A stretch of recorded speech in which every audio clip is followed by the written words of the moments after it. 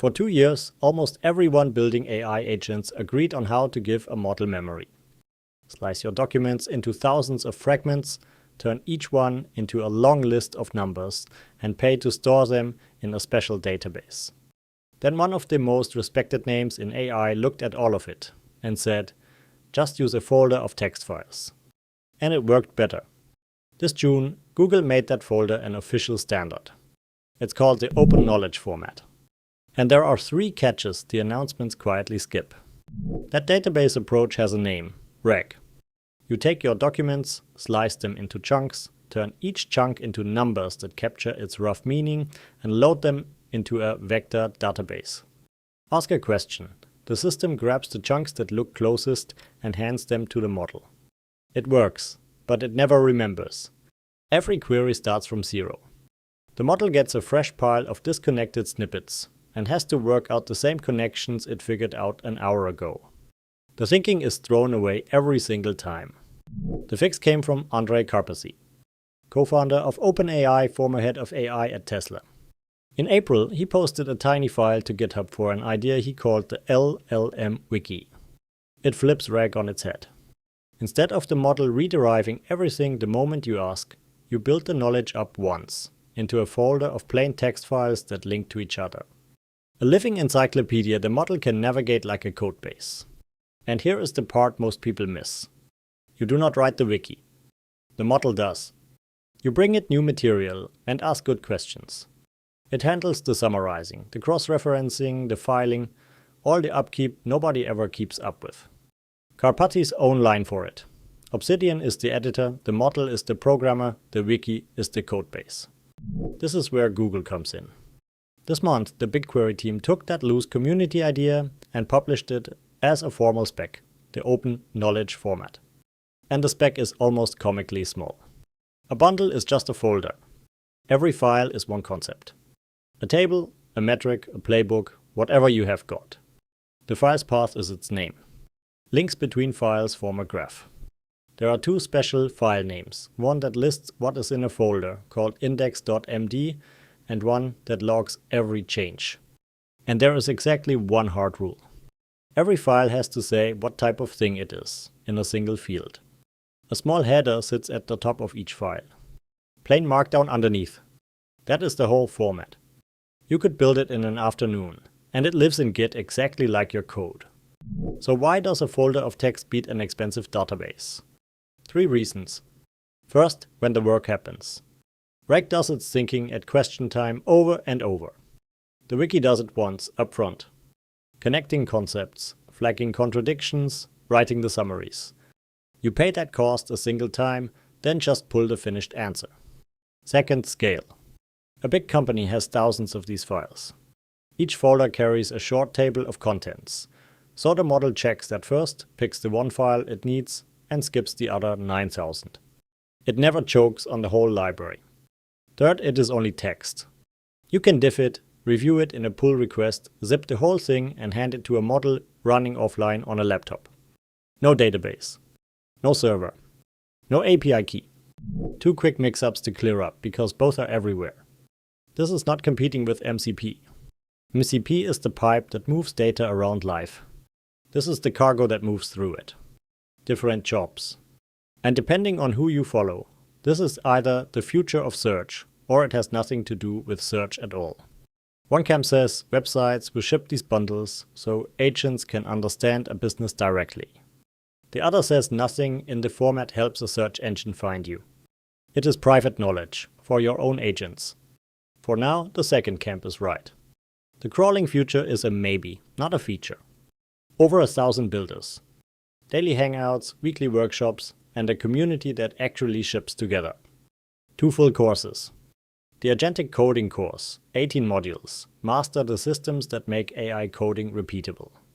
And the Second Brain Bootcamp, 8 modules. Build your own personal AI system from scratch. Link in description, 10% off. Back to the video. Now the catches. Catch 1, it goes stale. The whole pitch is that the model does the bookkeeping humans always abandon. But the spec has no mechanism to keep anything current. There is a field for a timestamp. Fine, a field is not a process. Nothing in the format updates itself. This works beautifully when one person owns one folder. On a shared team folder, nobody volunteers to tend it. And a month later, your agent is answering from knowledge that expired back in spring. The developers who actually tested this asked the obvious question: who maintains these files? The honest answer is still you. Catch 2 is funnier. The whole idea rests on the model being a tireless, accurate librarian. In practice, language models are bad at writing clean Markdown at scale. They botch the formatting, mangle headers, invent links to files that were never created. So how did Google fix the messy librarian problem? They did not. They wrote the spec to order every reader to forgive the mess. Unknown fields, broken links, even files it cannot parse. That permissive rule is damage control with a nicer name. Catch 3 is the deepest. The format standardizes the container, not the meaning. That one required field, the type, is freeform text. Your team writes BigQuery table. Mine writes table. Someone else writes relational asset.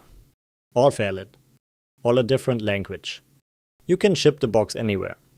Agreeing on what is inside is still on you. Then there is the part Google would rather you skim past. The format calls itself vendor neutral, and that part is genuinely true. You can host it anywhere, parse it with anything. But look at the demonstrated path. It did not come out of Google's AI lab. It came from the BigQuery team. Every sample bundle ships on BigQuery. The reference tool that writes the bundles runs on Gemini. And the easiest place to pour a finished bundle is Google's own knowledge product. So the format is neutral. The gravity is still Google-shaped. The spec is open on paper. The path is paved in one direction. So who is this actually for today? Let us be honest, because this is where the hype gets sold. If someone tells you this is an SEO trick to get your blog cited by AI, it is not. The spec is brand new. Nothing crawls the web for these bundles yet. Here is who it is really for. Data teams exposing table schemas to an internal agent. So nobody spends 20 minutes in chat explaining how a metric is computed. Engineering teams with runbooks, where an agent follows the steps and writes back what it learned. Support bots working from a curated, version-controlled knowledge base instead of guessing. And consultants shipping a knowledge bundle as a deliverable like code. Notice the pattern. Every one of those needs an agent already on Google Cloud or one you wire up yourself. And if you are building on your own machine, here is the straight version. You do not need a Google Cloud project to use the idea. Strip away the BigQuery tooling, and what is left is a pattern you can copy today.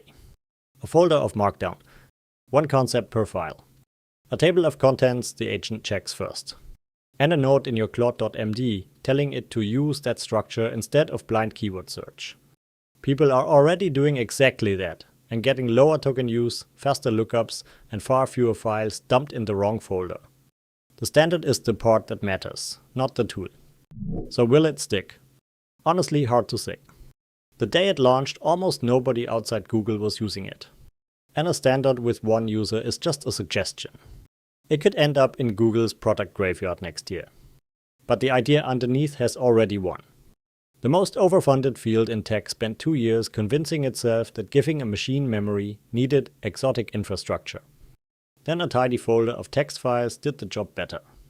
That part is not going back in the box. So here is the real question. Is the open knowledge format a genuinely open standard for the agent era? Or is it Google quietly owning the knowledge layer and calling it a standard? Open standard or lock and play? Pick a side and drop it in the comments.